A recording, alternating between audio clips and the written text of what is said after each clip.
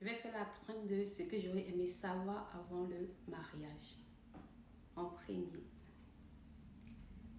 les portes de ton ami ne seront jamais tes portes. Il faut pouvoir faire la différence entre les portes de tes amis et tes propres amis. Ça ne sert à rien d'aller te ridiculiser pour appeler un pote de ton mari pour dire tu n'as pas vu mon mari, il n'est pas rentré aujourd'hui. Ça ne sert à rien, tu te ridiculises, tu montres que tu n'es pas cette femme digne, forte. Donc, ce n'est pas la peine. Ça ne sert à rien de venir dire est-ce que mon mari m'a trompé, est-ce que tu sais où mon mari est. Ça ne sert à rien. Garde les distances.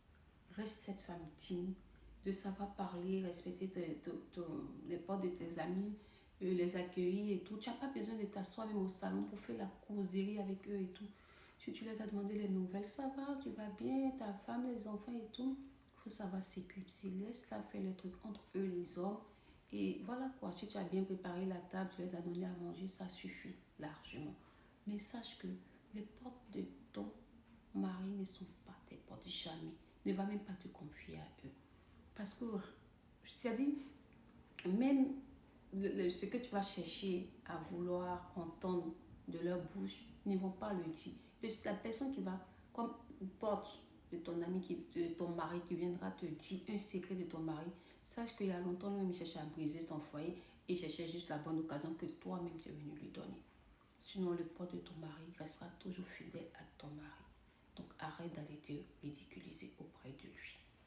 En deuxième chose, la famille de ton chéri ne sera jamais ta famille. Et oui, elle restera ta belle famille.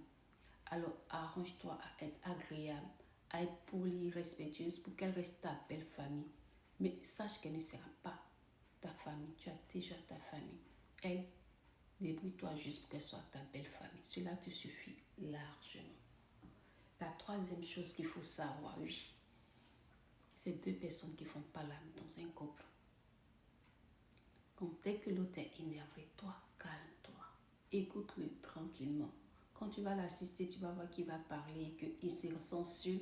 À la fin, il va se sentir ridicule lui-même et il va finir par se taire. Et le palabre ne va même pas arriver quelque part. Donc, il faut avoir cette patience et ce calme-là de régler ton problème après la tempête. Ça, moi, franchement, moi, c'est ma force. Quand quelqu'un t'est déjà énervé, ne viens pas encore discuter avec cette personne. Ça va faire des chicanes, ça va crier dans toute la pièce, dans la maison. Ça ne sert à rien. Laisse la tempête passer tranquillement. On n'oublie pas le palabre. On le règle après la tempête. Ça, c'est mon secret. La quatrième chose.